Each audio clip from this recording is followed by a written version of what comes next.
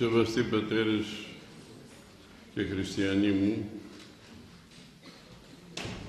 ο αόρατος πόλεμος του διαβόλου, για τον οποίο θα κάνουμε λόγο, γίνεται ορατός στις ημέρες μας.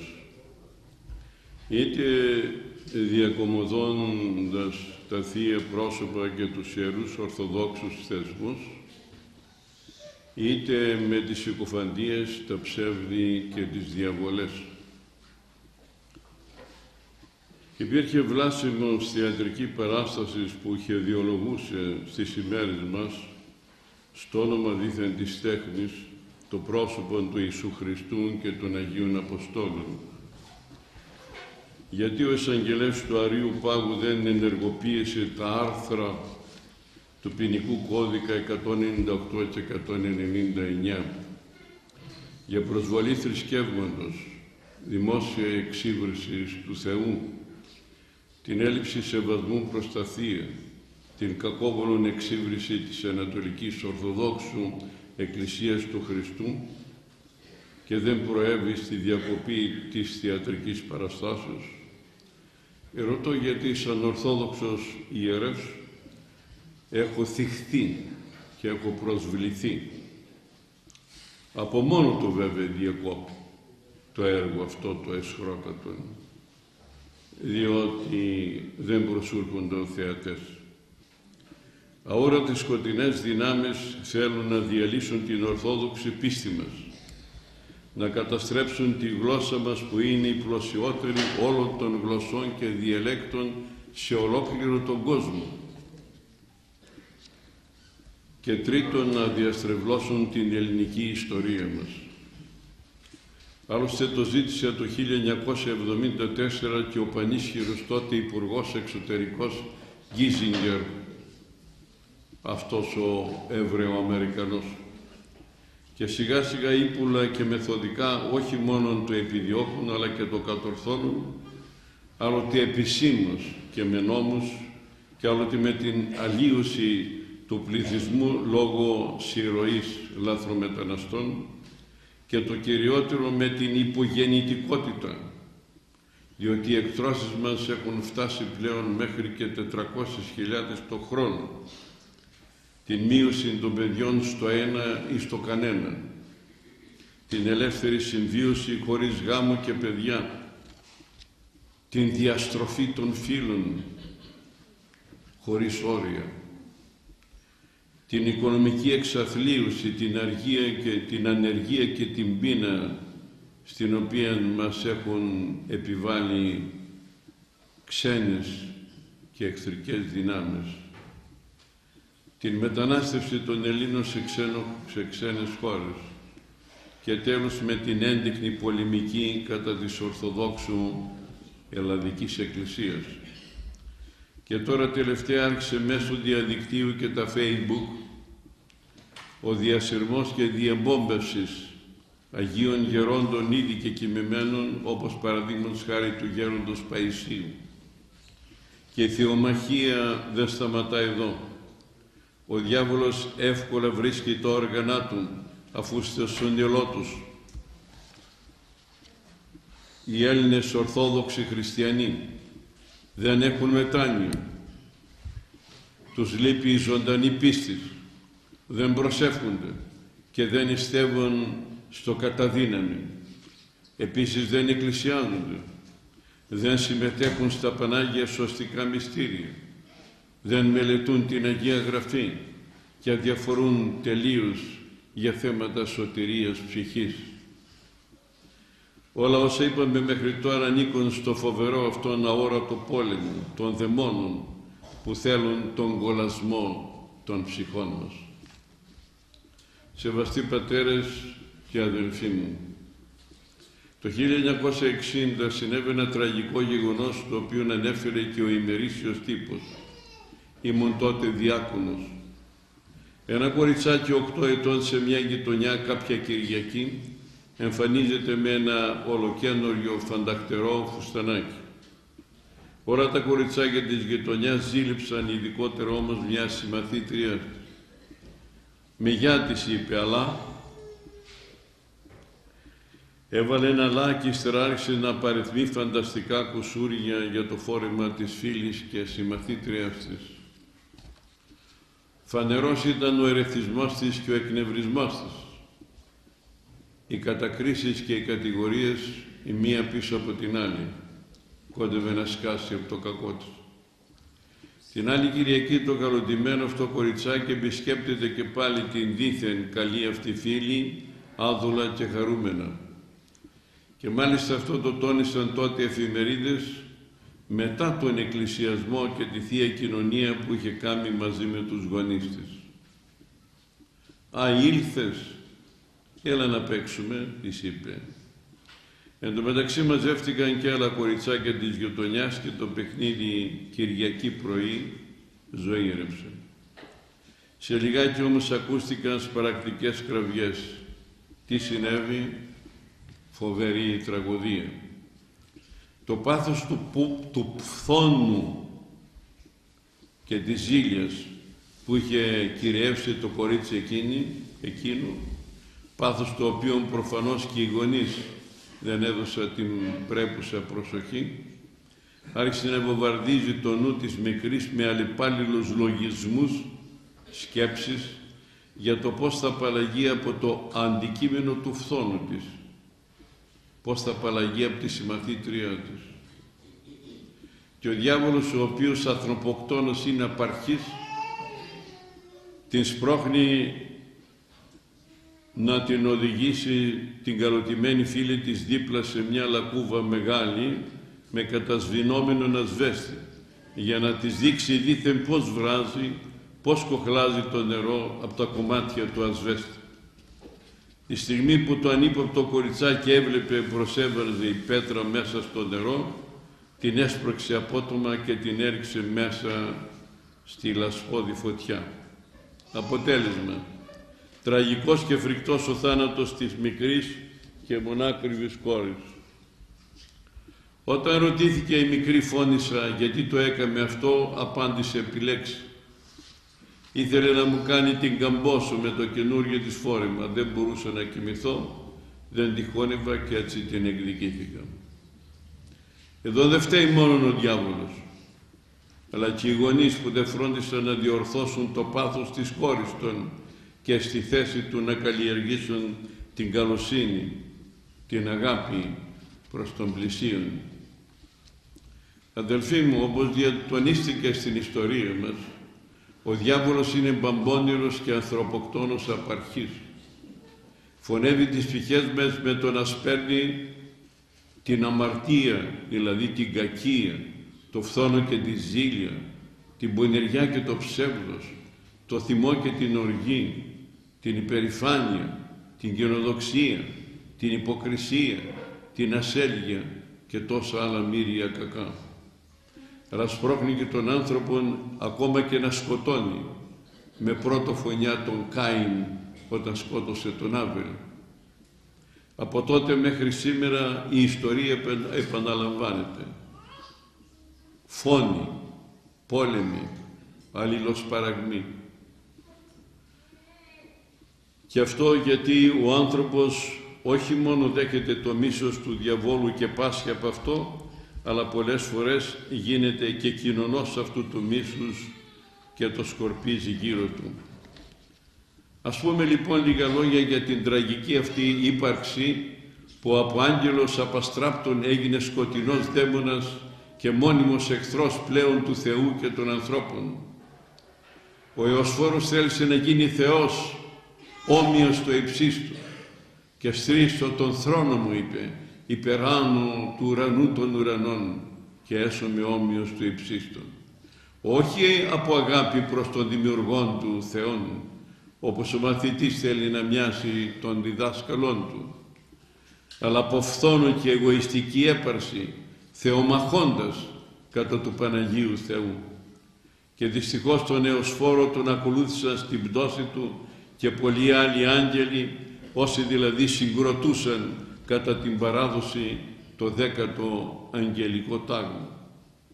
Ο Εωσφόρος και οι άγγελοι του, μετά την επιτυχία τους να γίνουν όμοιοι με τον Θεόν, δηλαδή θεοί, δεν θέλησαν να μετανοήσουν και να επιστρέψουν και πάλι κοντά στον Πανάγιο Τριαδικό Θεό και πλάστη τους. Η αποστασία τους ήταν θεληματική, γι' αυτό και αυτόματα μετετράπησαν από αγαθούς σε κακούς αγγέλους. Εάν ήθελαν θα μπορούσαν να μετανοήσουν, όπως μπορεί και κάθε άνθρωπος.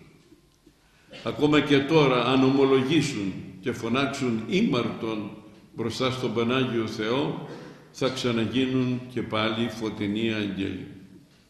Αυτοί όμως μετά την θεληματική και ελεύθερη έκπτωσή τους από το αγαθό και την αγαθή τους φύση, διαστράφησαν τόσο πολύ ώστε από φθόν να μισούν θανάσιμα και τελείως άδικα όχι μόνο τον Πανάγιο Θεό, αλλά και τα αγαθά και ευτυχισμένα κοντά του πλάσματα, αγγέλους και ανθρώπους. Τι μπορούσε όμως να κάνει ο διάβολος ενάντια στον άπειρο και παντοδύναμο Θεό? Τίποτα. Αλλά ούτε και τους αγαθούς αγγέλους μπορούν να βλάψουν μετά την σταθεροποίησή τους στο αγαθό. Έτσι στράφηκε με πολλή μανία κατά της εικόνας του τριαδικού Θεού, δηλαδή κατά του ανθρώπου που ήταν τόσο ευτυχισμένος στον Παράδεισο. Δεν ανέχεται να βλέπει πάνω στον άνθρωπο την αρετή και τη χάρη του Θεού. Με κάθε τρόπο αγωνίζεται να σκοτήσει το νου του και να τον οδηγήσει σε ακατονόμαστα έργα με σκοπό να τον χωρίσει παντελώς από τον Θεό, όπως ακριβώς έπαθε και έπραξε ο ίδιος. Ένα τέτοιο γεγονός θα σας ηγηθώ σπαρμένο με το σπόρο της λαγνίας και της πορνείας μέσα σε ένα σκοτισμένο νου που θέρισε για καρπούς ένα πλήθος ακαθάρτων πνευμάτων. Στα Χανιά πριν χρόνια μια γυναίκα πήγε στο φούρνο να ψήσει αρνάκι της τάμνας όπως συνηθίζεται. Είχε κλείσει καλά από πάνω το ειδικό πύληνο δοχείο με ζύμη και έδωσε οδηγίες στον φούρναρη, Κυριακή ήταν μάλιστα, να μην ανοίξουν το δοχείο καθόλου για να μην φύγουν οι οσίες, όπως είπε. Έτυχε να περνάει όμως απ' έξω ένας χωροφύλακας και του χτύπησε μια παράξενη μυρωδιά πολύ άσχημη. Μπήκε στο φούρνο και ρώτησε του φουρνάρη τι έψινε. Έβγαλαν όλα τα ταψιά με τα φαγητά, αλλά μόνον ένα μύριζε άσχημα. Το γιουβέτσι εκείνης της κεράς. Άνοιξε το, διέταξε ο χωροφύλακας. Το άνοιξαν και κατάπληκτοι βρήκαν μέσα να ψήνεται ένα ανθρώπινο κεφάλι. Συλλαμβάνεται η γυναίκα και γίνονται οι ανακρίσεις. Στην ανάκριση αποκαλύφθηκε πως το κεφάλι νίκη στον φοιτητή Κωνσταντίνο Α, δεν τον ονομάζουμε, που είχε πεθάνει πριν 2 μέρες. Η γυναίκα δωροδόκησε τον φύλακα του Δημοτικού Νεκροταφείου Χανίων, άνοιξαν τον τάφο του νέου, του έκοψαν το κεφάλι και το έστειλε στο φούρνο να ψηθεί. Γιατί? Κλείστε τα κινητά σας παρακαλώ. Διότι της είπε μια μάγισσα πως αν ο εραστής της κόρης της έτρωγε το μυαλό πεθαμένου, θα παρατούσε τη γυναίκα του και τα 3 του παιδιά και θα παντρευόταν την κόρη της. Και αυτή το έκανε. Η ιστορία είναι αληθινή και δημοσιεύτηκε στο περιοδικό Επίκαιρα στις 6 Οκτωβρίου του 1972, σελής 66. Από εκεί το πήρα. Όποιος θέλει μπορεί να το διαπιστώσει. Αν έχουμε κριτικούς και ζούσαν εκείνη την εποχή, εκεί, στο ίδιο μέρος, ασφαλώς θα το γνωρίζουν.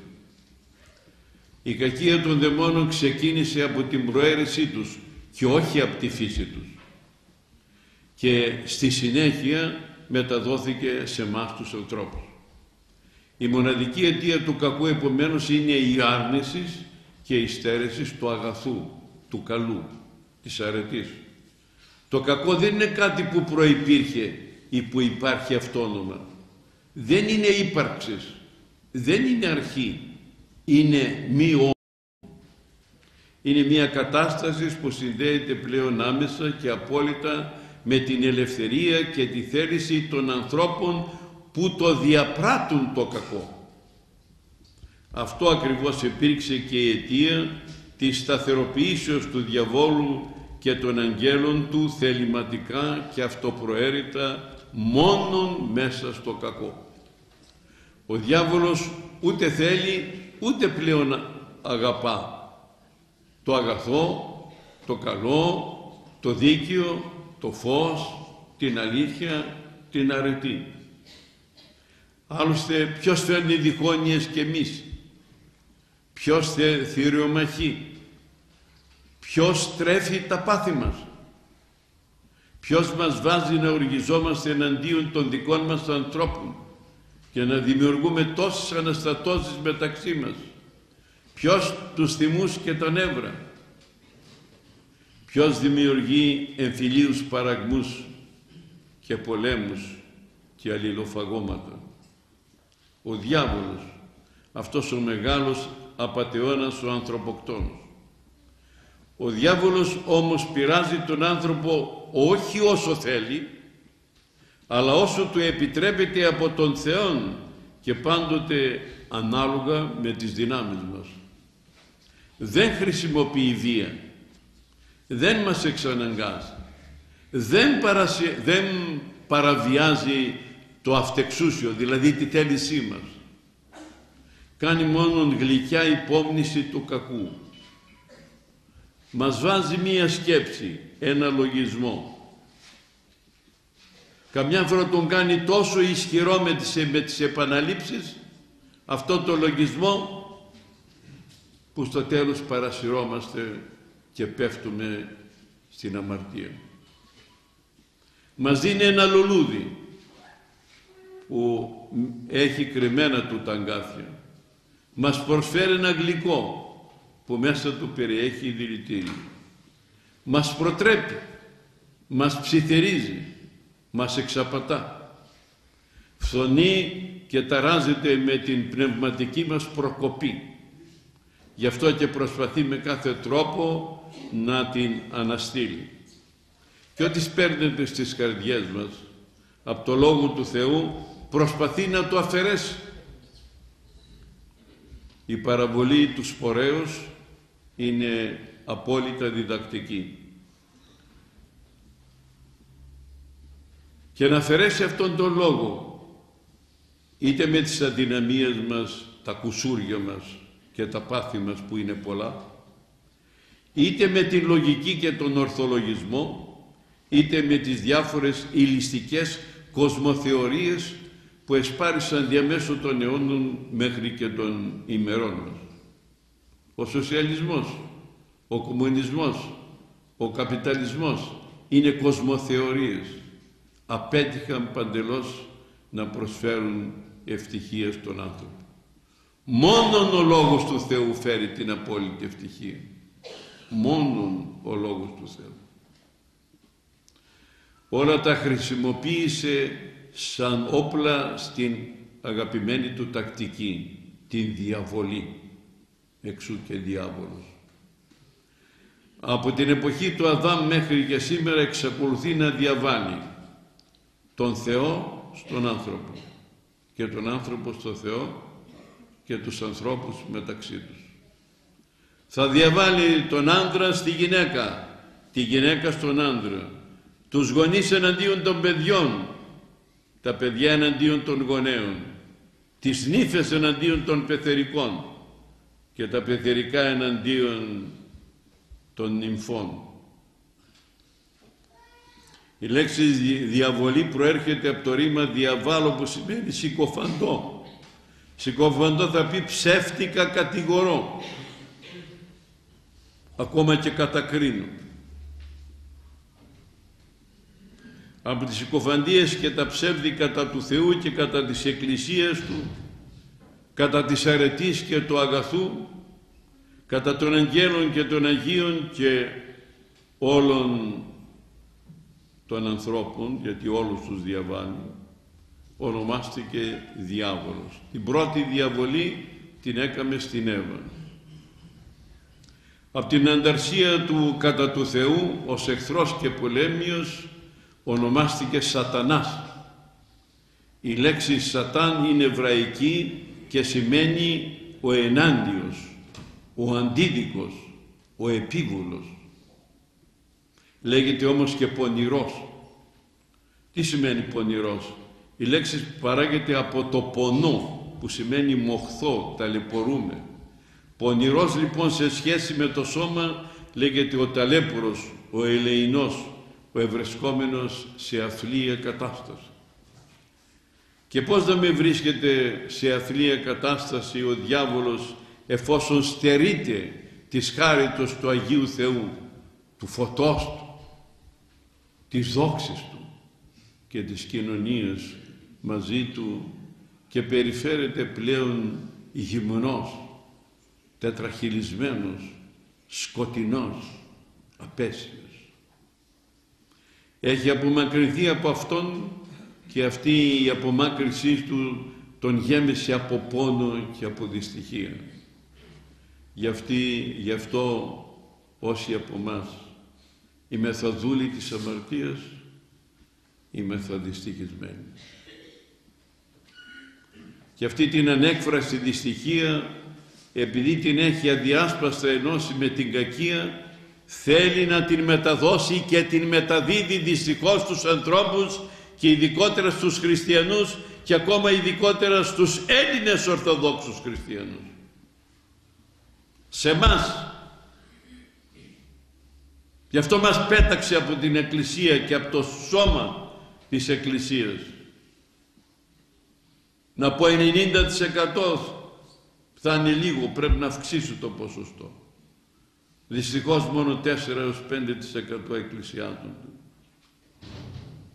Και αυτή η μεγάλη δυστυχία, αυτή η μεγάλη αποστασία κατά ένα μεγάλο μέρος οφείλεται εις τον διάβολο αλλά και στη δική μας ελευθερία, διότι εκείνος ψιθυρίζει και εμείς διαλέγουμε ανάμεσα στο καλό και στο κακό, στο δίκαιο και στο άδικο. Ο διάβολος όμως σπέρνει μεν το κακό, αλλά πονάει κιόλας, γιατί στερείται της χαράς, της αγάπης και της θείας μακαριότητος του Αγίου Θεού, μόνο που ο πόνος αυτός δεν γεννά μετάνοια, αλλά φθόνο και μίσος. Ο διάβολος μας μισεί, όπως μισεί τον Θεό, τους αγγέλους του, τους Αγίους. Έτσι μισεί και κάθε πιστό αγωνιζόμενο εν Χριστώ Ιησού χριστιανό, όπως και αν αγωνίζεται αυτός. Αλλά και όλους τους άλλους όμως, που κατάφερε και τους απομάκρυνε από την Εκκλησία, τους μισεί θανάσιμα και την κακία του θα την δείξει κατόπιν στην κόλαση, όταν οι αμετανόητοι αμαρτωλοί θα βρεθούν μαζί του στο αιώνιο πύρ. Με την ηθική έννοια πονηρός λέγεται ο κακός και ο πανούργος. Ονομάζεται και πειράζουν, η πειραστής. Συνεχώς πειράζει τον άνθρωπον και τον βάζει σε σκληρές δοκιμασίες, ή για να τον λυγίσει ή για να τον παραπλανήσει ή για να τον αναγκάσει να γογγίσει, να λεολιγοψυχήσει. Ακόμα δε στο τέλος θα προσπαθήσει τον άνθρωπο και να τον δαιμονοποιήσει. Για παράδειγμα, σας αναφέρω το κάτωθι γεγονός. Τη δεύτερη Κυριακή του Δεκεμβρίου του 1984, στο ναό της Αγίας Βαρβάρας, εις τον οποίον εφημερεύω με την χάρη του Αγίου Θεού μέχρι σήμερα, και κατά τη διάρκεια της Θείας Λειτουργίας και ειδικότερα στο τέλος της, πριν από τη Θεία Μετάληψη, ακούστηκαν τρομερές βαριές φωνές από μια γυναίκα που μούγκριζε σαβόδι. Τόσο φοβερά ήταν τα μούγκριτά και οι κινήσεις της, που ορισμένοι πάγωσαν κυριολεκτικώς στη θέση τους. Υπήρξαν και αρκετοί εκκλησιαζόμενοι και ιδίως γυναίκες που από τον πανικό τους βγήκαν έξω από τον ναό. Φοβήθηκαν. Η γυναίκα έπεσε κάτω και χτυπώντας πόδια και χέρια άρχισε να ξεσχίζει τα ρούχα της. Αμέσως έτρεξαν 4 άντρες που την είχαν φέρει στην εκκλησία και την έβγαλαν έξω. Σαν λύση του όλου προβλήματος άρχισαν να της προσφέρουν τσιγάρο. Αλλά με τα μογκριτά αυτής της γυναίκας και το πέσιμο της κάτω δημιουργήθηκε τόση αναστάτωση ώστε βουβάθηκαν και οι ψαλτάδες. Σταμάτησε η ακολουθία και ευθύς αμέσως έγινε το εξής συνταρακτικό γεγονός. Έζησαν όλα τα καντήλια του ναού ερρεπή ευθορμού. Όλα. Οι μάρτυρες είναι εκατοντάδες. Μια μικρή εγγονούλα μου ρώτησε τον πατέρα της, που είναι και ψάλτης στο μικρό μας παρεκκλησάκι, γιατί μπαμπά αυτή η γυναίκα μούγκριζε τόσο δυνατά και χτυπιόταν? Δεν ήξερε τι να της πει ο γαμπρός μου και της απάντησε, γιατί πονούσε η κυλίτσα της. Ναι, αλλά γιατί όμως έβγαζε φωτιές από το στόμα της? Οι φωνές, τα μουγκριτά, το πέσιμο κάτω, η αφρή και οι φωτιές από το στόμα της, το σβήσιμο των καντελιών και η φοβερή έξοδος από τον ναό, ο τρόμος και ο φόβος που ήρθε στις καρδιές των εκκλησιαζομένων, όλα αυτά μαρτυρούν και αποδεικνύουν την ύπαρξη των φοβερών δαιμόνων και το μίσος τους για τον άνθρωπο, τον εκκλησιαζόμενο χριστιανό, τον αγωνιζόμενο, τον οποίον καταλαμβάνουν και κατατελεπορούν, αν βεβαίως τους έχει δοθεί αυτό το δικαίωμα να το κάνουν. Το δικαίωμα το παρέχουμε πρώτα εμείς με την άτακτη διαγωγή μας και την αποστασία μας από το θέλημα του Θεού. Λέμε το Πάτερ ημών και λέμε γεννηθεί το θέλημά σου, αλλά είμαστε πολύ μακριά από το να το τηρούμε. Αργότερα πληροφορηθήκαμε ότι όντως εδόθησαν δικαιώματα και από την ίδια και από τους γονείς της. Μια άλλη ονομασία του διαβόλου είναι κοσμοκράτορας στους σκότους του αιώνος τούτου. Όχι βέβαια κοσμοκράτορας με την απόλυτη έννοια, αλλά με την έννοια ότι κυριαρχεί και βασιλεύει όσο διαρκεί η παρούσα ζωή στους κακούς και αμετανοήτους ανθρώπους και όχι στους εναρώτους. Σε αυτούς βασιλεύει και για αυτούς είναι άρχοντας και Θεός. Δεν είναι όμως παντοκράτορ. Άλλο κοσμοκράτορας και άλλο παντοκράτορ ή παντοκράτορας. Είναι μεν δυνατός, αλλά δεν είναι παντοδύναμος. Δυνατός ο διάβολος, παντοδύναμος ο Θεός. Και είπε και σε εμάς όλους και σε εσάς, στον καθένα από εσάς, ιδού δίδουμε την εξουσία του πατίνε πάνω όφιων και σκορπίων και επιπάσαν την δύναμη του εχθρού, του διαβόλου δηλαδή. Ας τηρούμε το θέλημα του Αγίου Θεού, ας συμμετέχουμε όπως πρέπει στα Πανάγια σωστικά μυστήρια, ας είμαστε συνεπείς προς τις Ευαγγελικές εντολές και θα διαπιστώσετε και μόνοι σας, θα διαπιστώσουμε όλοι μας, ότι η δύναμη σε αυτή υπάρχει, του πατίνε πάνω όφιων και σκορπίων και επιπάσαν δύναμη του εχθρού διαβόλου. Επίσης ο διάβολος στην Αγία Γραφή ονομάζεται και δαίμον, δαιμόνιος νους λέμε και σήμερα, όταν κάποιος έχει δυνατό και πρικισμένο νου, αλλά κακόβουλο και εμπαθή. Οι γνώσεις και η σοφία που είχαν είναι πλέον δαιμονιώδεις και πολλές φορές μάλιστα προσπαθούν να την διοκητεύσουν στους ανθρώπους για να σκοτήσουν παντελώς το νου του. Η Αγία Γραφή όμως σαφώς την επισημαίνει για να μας καταστήσει προσεκτικούς, ουκ στην αυτή σοφία άνωθεν κατερχομένη, αλλά είναι επίγειος, ψυχική, δαιμονιώδης. Από τη δημιουργία τους οι δαίμονες πριν πέσουν γνώριζαν την τριαδικότητα του ενός Θεού, και από τις επιτιμήσεις του Χριστού εναντίον τους μετά την ενανθρώπισή του αντιλαμβάνονταν έστω και σκιωδώς την θεότητά του. Δεν τον πίστευαν όμως ως θεάνθρωπο, διότι αν πίστευαν ότι ήταν αληθινός Θεός δεν θα τον οδηγούσαν στο Σταυρό. Η σταυρική θυσία έσωσε όλους τους ανθρώπους. Και τα πνεύματα τα ακάθαρτα, όταν αυτόν εθεώρουν, προσέπιπτον αυτό και έκραζον λέγοντα ότι «Συ ή ο Υιός του Θεού».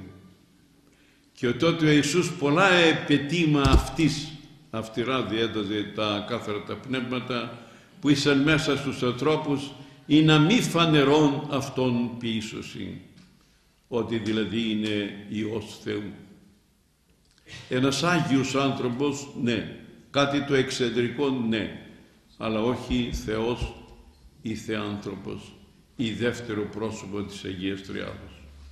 Βλέπουμε επομένως να αναγνωρίζεται έστω και σκιωδώς η θεότης του Ιησού Χριστού από τους δαίμονες και ταυτοχρόνως να έχει κρατηθεί αποκεκριμένη η Θεία Σοφία σχετικά με τη σωτηρία του ανθρώπου.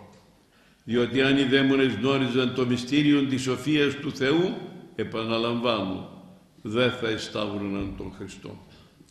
Οι πατέρες της Εκκλησίας τονίζουν ότι τους δαίμονες δεν τους ξεγέλασε ο Θεός, αλλά αυτοαπατήθηκαν μη γνωρίζοντας την σοφία του Θεού. Διότι όπως τονίσαμε και προηγουμένως, η δική τους γνώση και σοφία είναι πλέον δαιμονιώδες. Το κράτος και η εξουσία του διαβόλου περιορίστηκαν από την ενανθρώπιση του Θεού Λόγου στο πρόσωπο του Ιησού Χριστού και πρόκειται να καταλυθούν οι δυνάμεις τους διαπαντός με την Δευτέρα παρουσία αυτού. Ο Χριστός ήρθε βεβαίως στον κόσμο για να καταλύσει τη δύναμη, τα έργα και την εξουσία του διαβόλου. Εν τούτοις όμως απαιτούνται μέτρα, προφυλάξεις και προσοχή από όλους τους αγωνιζομένους πιστούς Ορθοδόξους χριστιανούς, γιατί αυτά δείχνουν σύνεση και ταπείνωση. Άλλωστε ο Θεός στους ταπεινούς δίδει την χάρη Του. Και ας μην ξεχνάμε ότι ο διάβολος έχει τη δυνατότητα ακόμα και σε άγγελο φωτός να μετασχηματίζεται για να πατήσει και παραπλανήσει τον πιστό χριστιανό σαν αρχιαπατεώνας που είναι. Και όχι μόνο σαν άγγελος, και σαν Άγιος ή σαν Αγία μπορεί να παρουσιαστεί με πολλή ευκολία. Να μου επιτρέψετε να σας αναφέρω δύο μικρά γεγονότα. Έτσι αντιλαμβανόμαστε καλύτερα το περιεχόμενο της ομιλίας.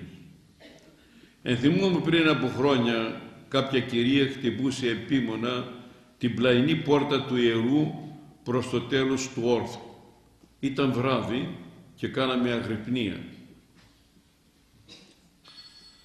Της άνοιξα την πόρτα και τη ρώτησα τι θέλει και εκείνη μου απάντησε τα εξής. Μου είπε ο Χριστός, σήμερα το βράδυ να έρθω εδώ και να λειτουργήσω μαζί σου. Τι μου λες, της λέω. Κατάλαβα ότι πρόκειται περί πλάνης που οπωσδήποτε θα την οδηγούσε ακόμα και στην δαιμονοκρατία. Τι ρωτάω. Τι άλλο σου είπε, και αν σου πω όχι και φύγει γρήγορα από εδώ, τι θα κάνεις? Αν μου πεις όχι, και χαμογέλασε διαβολικά, θα πέσουν πάνω εδώ στο ναό 29 κεραυνοί, όχι 30, 29, που θα σκοτώσουν πρώτα εσένα και ύστερα όλους τους άλλους που βρίσκονται μέσα στην εκκλησιά. Εντάξει, σου λέω λοιπόν όχι.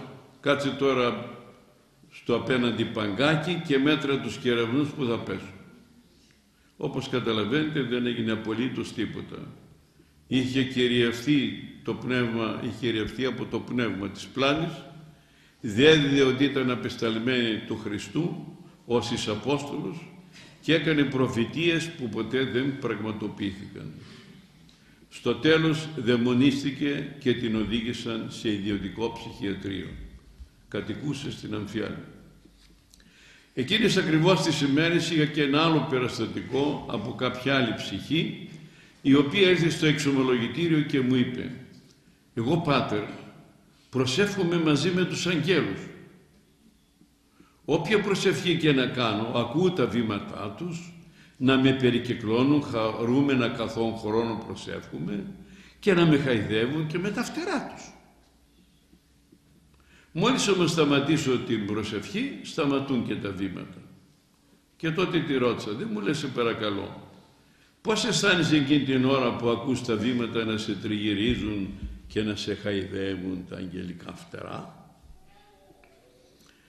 «Μια παράξενη χαρά που με κάνει να ανατριχιάζω ολόκληρη, μέχρι που σηκώνονται και οι τρίχες της κεφαλής μου. Και η χαρά σιγά σιγά γίνεται άγρια χαρά. Πρώτη φορά έχω τέτοιο ουράνιο συναίσθημα». Διαβολικό την διόρθωσε. Κατάλαβα ότι πρόκειται περί πλάνης από την οποία κινδύνευε να δαιμονοποιηθεί, γι' αυτό και της έδωσα άμεσα εντολή να σταματήσει να προσεύχεται μόνη της, αλλά να έχει πάνω τη δίπλα της μια από τις αδερφές της. Και τελειώντας πρόσθεσα: «Ό,τι και αν θα συμβεί την ερχομένη εβδομάδα θα έρθεις να μου το πεις». Πράγματι ήρθε την άλλη εβδομάδα και με έκπληξη διαπίστωσα ότι το πρόσωπό της ήταν φοβερά πρισμένο. Τη ρώτησα τι έγινε και μου είπε: «Μετά το τέλος της προσευχής με την αδελφή μου, αφού αυτή πράγμα απομακρύνθηκε, θέλησα να πω εγώ μόνη μου έστω και μια μικρή προσευχή, μη ακούντας όσα μου παρήγγειλες εσύ». Και τότε άκουσα μια άγρια φωνή να μου λέγει: «Γιατί, μωρή, άκουσες αυτόν τον γεροτράγο, άρπα την».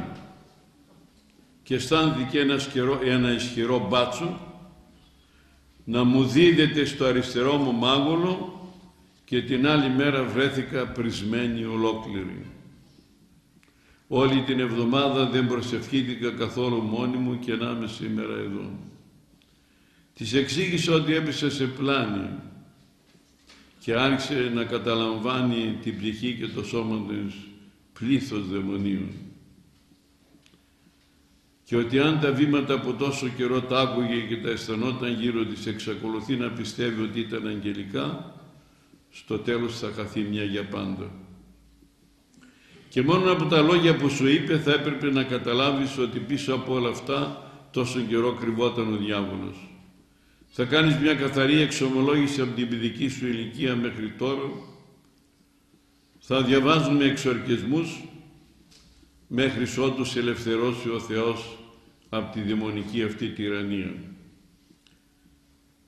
Πρέπει οπωσδήποτε να λυτρωθεί η ψυχούλα σου από μία σκληρή πιθανότητα να δαιμονοποιηθεί. Ύστερα προσπάθειες μηνών τελικά σώθηκε. Ο διάβολος, χριστιανοί μου, χρησιμοποιεί πολλά μέσα για να προκαλέσει φόβος και αναβολή της εξομολογήσεως, να ανακόψει τη μετάνοια, να στερέψει τα δάκρυα και έλει να πετύχει τον θάνατον της ψυχής μας, την κόλασή μας δηλαδή. Γι' αυτό κάθε αγωνιζόμενος πιστός χριστιανός πρέπει να λαμβάνει τα μέτρα του, να προσεύχεται αλλά να έχει πνευματικό, να εξομολογείται, να εκκλησιάζεται, να κοινωνά, να μελετά το Λόγο του Θεού, να τηρεί τις Άγιες εντολές και το θέλημα του Παναγίου Θεού και να καλλιεργεί τις αντίστοιχες αρετές, προπαντός δε την ταπείνωση, αλλά συγχρόνως και την ελπίδα ότι παρόλο ότι είναι αμαρτωλός, το έλεος τελικά θα μας σώσει.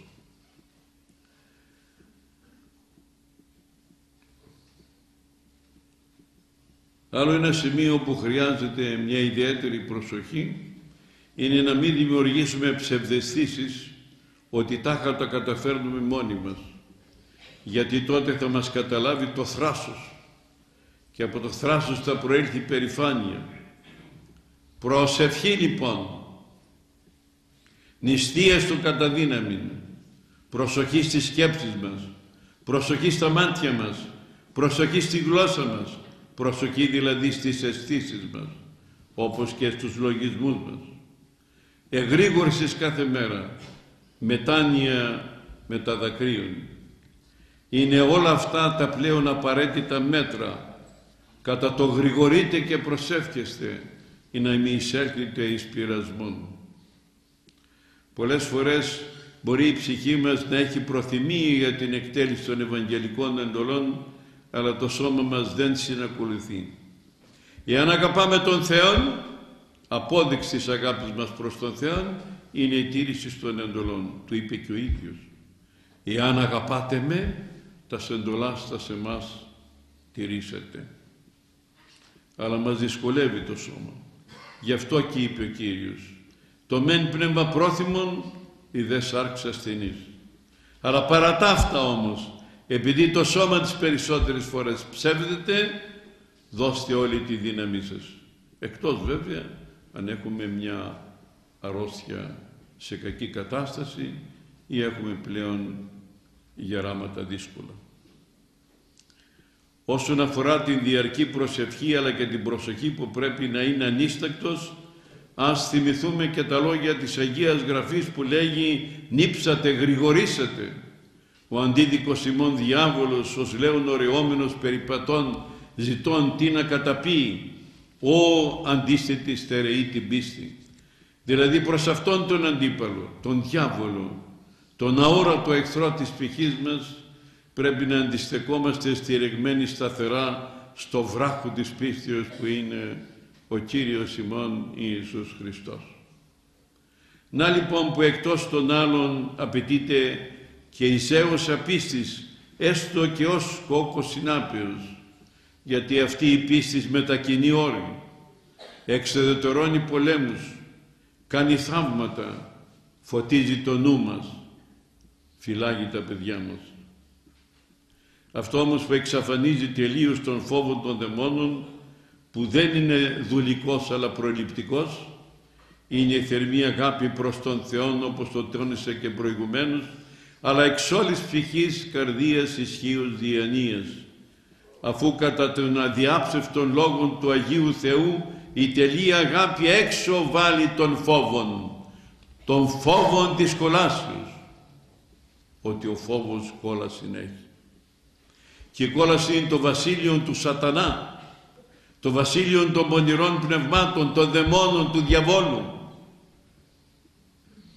Ο αγιασμός, η τελείωση, η θέωση που βλέπουμε στους Αγίους στηρίζονται στο πλήρωμα των αρετών που είναι η αγάπη.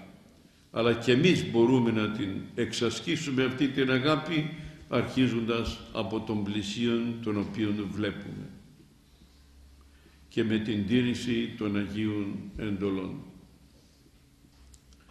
Η αγάπη όπως την προσφέρει και όπως την θέλει ο ίδιος ο Θεός και χάριν της οποίας έπαθε και έφτασε μέχρι θανάτου δε σταυρού. Και μια ερώτηση: γιατί ο Θεός δεν περιόρισε τελείως την δύναμη του διαβόλου? Είναι ένα ερώτημα που πολλούς από εμάς μας αποσχολεί. Η απάντηση είναι αφενός μεν προς δοκιμασία μας και αφετέρου για να αποδεικνύεται η άπειρη σπλαχνία του Αγίου Θεού. Το ανεκτήμητο δώρο της ελευθερίας ο Πανάγαθος Θεός δεν το καταργεί από τον άνθρωπο, δεν το παίρνει πίσω από τα ελεύθερα λογικά πλάσματά του τα οποία έπλασε κατ' εικόνα αυτού. Με την ενανθρώπιση του Κυρίου μας Ιησού Χριστού και διαμέσου των Παναγίων σωστικών μυστηρίων της Εκκλησίας, ο κάθε χριστιανός μπορεί, αν θέλει, να κάνει καλή χρήση αυτής της ελευθερίας. Όσοι από τους ανθρώπους είναι αιχμάλωτοι των παθών, γίνονται αιχμάλωτοι και του διαβόλου. Αν τρέφουμε τα πάθη μας, το διάβολο υπηρετούμε. Γι' αυτό όλοι μας η πνευματική προσπάθεια και ο πνευματικός μας αγώνας θα είναι να χτυπηθούν τα πάθη και οι αδυναμίες μας, διότι αυτά ακριβώς σκοτίζουν το νου μας. Ο αγώνας που γίνεται από την Εκκλησία μέσα από τα σωστικά μυστήρια, εξομολόγηση, Θεία Κοινωνία, είναι για να φωτιστεί ο νους. Μόνο αν φωτιστεί ο νους μας θα απαλλαγούμε από τα πάθη. Γι' αυτό και ο διάβολος προσπαθεί να διατηρεί τον σκοτισμό του νου μέσα μας, δυνάμει της αμαρτίας, με σκοπό να μην θεραπευτεί ποτέ ο άνθρωπος. Θεραπεία σημαίνει αποκατάσταση της κοινωνίας μετά του Αγίου Τριαδικού Θεού. Χαρά, τιμή και δόξα για την ψυχή, άπειρο και ανέκφραστο μεγαλείο, όχι μόνο εν το ουρανό, αλλά και στην καρδιά του πιστού ανθρώπου. Πολλές φορές διαπιστώνουμε ότι παρόλο που εξομολογούμαστε, και μάλιστα από μας μερικοί πολύ τακτικά, δεν βλέπουμε προκοπή. Δεν βλέπουμε απαλλαγή από τις αδυναμίες μας, τις κακίες μας, τις πονηρίες μας, τις ζήλες και τον φθόνο, τα νεύρα και τους θυμούς, δηλαδή από τα πάθη μας. Αυτό συμβαίνει γιατί δεν εργαζόμαστε σωστά, όχι μόνο τις συμβουλές του πνευματικού που είναι λίγες, αλλά κυρίως δεν τηρούμε τις ευαγγελικές συμβουλές, να πω, τις συμβουλές της Καινής Διαθήκης, της Αγίας Γραφής, δηλαδή του Αγίου Θεού. Και κάτι επιπλέον, δεν τα καταφέρνουμε γιατί η εξομολόγησή μας δεν είναι απολύτως καθαρή. Οπότε συσσωρεύουμε και ένοχες μέσα μας και ο νους μας σκοτίζεται και γινόμαστε και εύκολη λία στα νύχια του διαβόλου. Χρειάζεται λοιπόν ο πνευματικός αγώνας για να χρησιμοποιήσουμε σωστά τα φάρμακα και τα μέσα που μας παρέχει η Αγία μας Εκκλησία. Προσπάθεια για καθαρότητα, γιατί μόνο μέσα από αυτήν θα μπορέσουμε να αποκαταστήσουμε την ψυχική μας υγεία, να αποφύγουμε την πνευματική μας τύφλωση και να δούμε το φως του αληθινών. Όταν κοινωνούμε, διακηρύσουμε, είδομεν το φως του αληθινών, ελάβουμε πνεύμα εμποράνιον. Το βιώνουμε αυτό. Το βιώνουμε.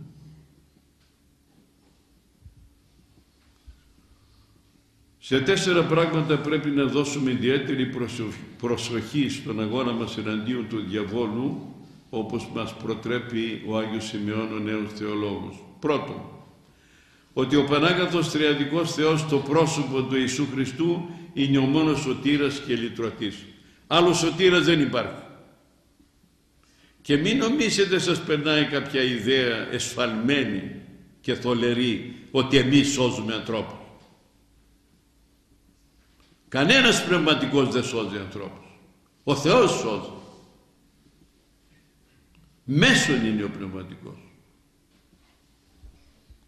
Δεύτερον, ότι ο εαυτός μας είναι αδύνατος και άρρωστος από τα πάθη και τις αδυναμίες. Τρίτον, μόνον η ένωση μετά του Ιησού Χριστού και ειδικότερα της Θείας Κοινωνίας, όταν κοινωνούμε αξίους, μπορούμε να νικήσουμε τον διάβολον κατά το παύλιον πάντα ισχύω εν το ενδυναμούνται μη Χριστό. Και ο μένον είναι μη καγώ εν αυτό, ούτως φέρει καρπών πολλήν. Έτσι μόνο κατατροπώνεται ο διάβολος.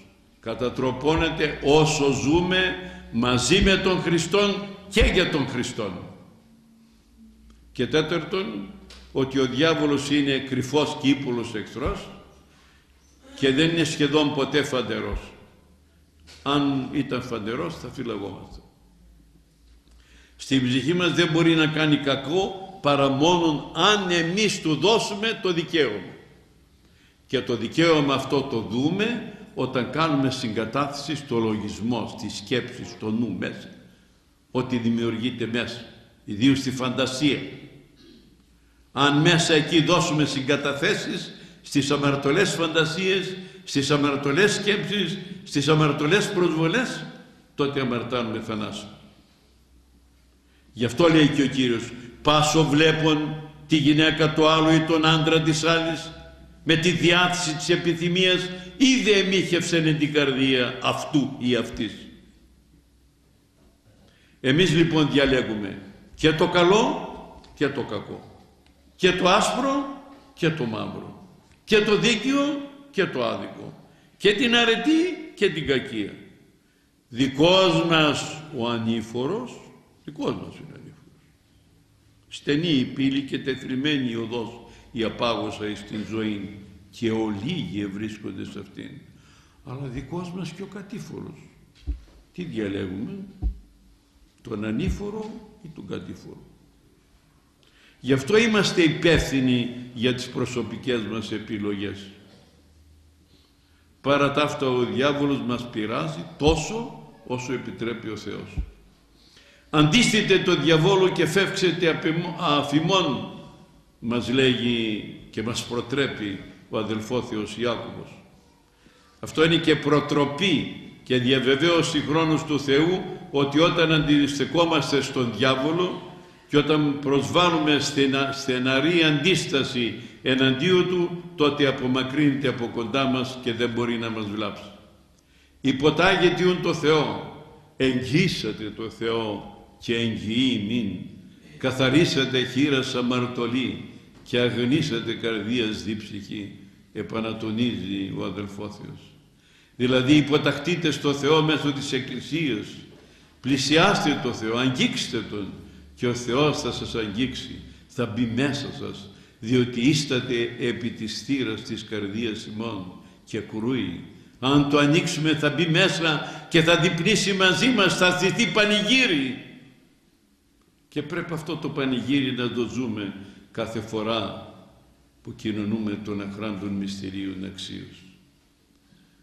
Καθαρίστε τα χέρια της ψυχής σας αμαρτωλή και εξεγνίστε τις καρδιές σας, διότι δυστυχώς είστε δίψυχοι. Κατά το κείμενο αυτό του Αγίου Ιακώβου αποκαλούμαστε δίψυχοι. Θέλουμε δηλαδή και λίγο Θεό και λίγο κόσμο. Και λίγη πίστη και λίγη αμαρτία. Μισή αλήθεια και αρκετό ψέμα. Το πρωί στην Εκκλησία και το βράδυ στην αμαρτία. Γι' αυτό υπάρχει ευθύς αμέσως η αυστηρή αγιογραφική προειδοποίηση. Ταλαιπωρήσατε, δηλαδή αισθανθείτε την αθλιότητά σας και πενθήσατε και κλάψετε, ταπεινώθετε ενώπιον του Κυρίου και τότε μόνον υψώσει ημάς. Όλα αυτά από τον αδελφόθεο Ιάκωβο να τη διαβάσετε σήμερα το βράδυ που θα επιστρέψετε στα σπίτια σας αυτή την επιστολή από την Καινή Διαθήκη του αδελφοθέου Ιακώβου. Να οι τρόποι με τους οποίους αντιμετωπίζεται αποτελεσματικά και σωτήρια ο διάβολος. Ούτε φόβος, ούτε τρόμος, αλλά ταπείνωσης, μετάνοια, κάθαρσης ψυχής. Πριν από χρόνια κάποια κυρία που δεν είχε σχέση με την Εκκλησία απεφάσισε να ανάψει το καντήλι της. Εισέδειξε ευγνωμοσύνης προς τον Θεό επειδή ο γιος της σώθηκε από βέβαιο θάνατο μετά από ένα συγκλονιστικό ατύχημα. Το καντήλι της είχε να το ανάψει περισσότερο από 30 χρόνια. Ανέβηκε λοιπόν πάνω στην καρέκλα για να κατεβάσει τη σκονισμένη καντήλα, αλλά τότε κάποιος την τράβηξε από πίσω από τα μαλλιά και το φόρημα και την έριξε κάτω. Έπεσε ανάσκυλα και χτύπησε το κεφάλι του. Ήταν επόμενο. Ώστε λοιπόν σκέφτηκε, φωτίστηκε. Κάποιος φοβάται τόσο πολύ να ανάψω την καντήλα. Εγώ θα την ανάψω. Και όχι μόνο θα την ανάψω, αλλά θα κοιτάξω να ξελαφρώσω και λίγο την ψυχή μου σε έναν εξομολόγο. Πράγματι κάνει δεύτερη προσπάθεια κατεβάζει την καντήλα, την πλένει, την ανάβει, καθαρίζει το εικονοστάσι και σκέφτηκε αμέσως να θυμιάσει άλλους φωτισμούς. Την ώρα λοιπόν που θύμιαζε έτσι κάπως πρόχειρα, γιατί δεν είχε και θυμιατό, πάνω σε ένα πιατάκι του καφέ έβαλε το καρβουνάκι, τη σπρώχνει πάλι κάποιος από πίσω και πάλι την ρίχνει κάτω. Φεύγει λοιπόν το πιατάκι και πέφτει πάνω στα σκεπάσματα, τα οποία άρχισαν βέβαια να καίγουν. Σηκώθηκε όσο μπορούσε η καημένη γρηγορότερα, άρπαξε μια καλάτα νερό και τάζωσε καλά. Και τότε σκέφτηκε, ώστε και το θυμιάτισμα δεν σ' αρέσει. Ή μήπως πήρα την απόφαση να εξομολογηθώ. Πάντως όλα δεν σ' αρέσουν. Ούτε το καντήλι, ούτε το θυμιάτισμα, ούτε η απόφαση για εξομολόγηση. Το βράδυ έπεσε να κοιμηθεί και μεταξύ ύπνου και εγρηγόρσεως, οι Αγιορείτες λένε μεταξύ ύπνου και ξύπνου, είδε μια φανταστική εικόνα στην οποία παρουσιάστηκε ένα πλήθος ανθρώπων να περιμένουν ένας πίσω από τον άλλο για εξομολόγηση και συγχρόνως άκουσε κάποια φωνή να της λέει, μη πας, δεν βλέπεις, ο άνθρωπος αυτός δεν έχει καιρό και ύστερα θα σε διώξει. Αφού έχεις και 30 χρόνια να πας, άδικα θα πας. Όχι, απάντησε αυτή, θα πάω. Ό,τι και αν λες εσύ, όποιος και αν είσαι, γιατί δεν σε βλέπω, εγώ θα πάω. Γιατί το καντήλι και το θυμιατό μου λένε ότι πρέπει να πάω. Πρέπει να σωθώ και εγώ και το παιδί μου. Ξαφνικά λοιπόν με το πρέπει να σωθώ που το είπε δυνατά, νόμισε ότι τινάχτηκε πάνω διότι είδε να ανοίγει πόρτα και να μπαίνει μέσα μια φοβερή μαϊμού, η οποία της μίλησε ανθρώπινα και της είπε, μωρή θα σε πνίξω. Τρόμαξε η καημένη, τρόμαξε και φοβήθηκε πολύ. Χριστέ μου, φώναξε, Παναγία μου. Τώρα τι θυμόμαστε την Παναγία. Είμαστε σε κανένα αεροπλάνο πάνω και να πέφτει το αεροπλάνο. Θα σου πω εγώ ποιοι πιστεύουν και ποιοι δεν πιστεύουν. Όλοι θα φωνάζουν Παναγία μου, Παναγία μου. Έτσι λοιπόν γιγαντώθηκε μέσα της η σωματική και πνευματική δύναμη. Άνοιξε τα παράθυρα γιατί επικράτησε δυσοσμή αποπνικτική. Δεν κοιμήθηκε το υπόλοιπο της νύχτας, αλλά προσευχόταν συνεχώς. Και την επομένη πήγε πρωί-πρωί στην εκκλησία, έπεσε στα πόδια του πνευματικού, τα αγκάλιαζε, τα φιλούσε και συνεχώς έκλαιγε, έκλαιγε, έκλαιγε, έκλαιγε. αδειάζοντας το βόθρο των αμαρτιών της και διαλύοντας όλη τη δυσοσμία της ψυχής της που είχε μαζευτεί για περισσότερα από 30 χρόνια. Κατόπιν σαν ένα πουλάκι που πετά στον ουρανό και σαν ένα φως λαμπερό έφυγε από το Ιερό Εξομολογητήριο. Πετώντας πήγε στο σπίτι, ένιωθε να μην πατά στη γη. Αγρύπνησε και προσευχήθηκε όλη τη νύχτα. Αλλοδαίμονας είχε λυσάξει, χτυπούσε παράθυρα, έντριζε τις εικόνες, πητούσε πέτρες στα κεραμίδια, γιατί ήταν μονοκατοικία το σπίτι. Γάβγιζαν πολλά σκυλιά, νιαούριζαν γάτες κάτω από τα παράθυρα και πολλά άλλα δημιουργούσε για να την τρομάξει ώστε να τα μαθήσει να προσεύχεται. Αυτή όμως παρέμεινε σταθερή και απτόητη. Από τότε άρχισε να παίρνει καθημερινώς τη νέα στροφή προς το δρόμο του Αγίου Θεού, με τον τακτικό εκκλησιασμό, με την Ιερά Εξομολόγηση, με τη Θεία Κοινωνία, με τη μελέτη της Αγίας Γραφής, με την τήρηση των εντολών, με την εργασία των αρετών, καλλιεργώντας την προσευχή και τη μετάνοια με δάκρυα, με ζωντανή πλέον την πίστη και ολοκληρωμένη την υπακοή της προς τον πνευματικό και την Αγία Εκκλησία του Χριστού. Από τότε μέχρι σήμερα πηγαίνουν όλα καλά και η ψυχούλα της είναι έτοιμη πλέον για την καλή απολογία μπροστά στο φοβερό βήμα του Ιησού Χριστού. Εύχομαι ταπεινά όλοι μας, πρώτα εσείς και ύστερα εγώ, και αδελφοί και πατέρες και συλλειτουργοί, να βρεθούμε μπροστά στο βήμα του Ιησού Χριστού και να ακούσουμε από το Πανάγιο στόμα Του. Ευδούλε αγαθέ και πιστέ, επί ολίγα εις πιστός, επί πολλών σε καταστήσω. Εισέλθε εις την χαρά του Κυρίους. Ήθε όλοι μας να βρεθούμε στον Παράδεισο. Σας το εύχομαι. Αμήν.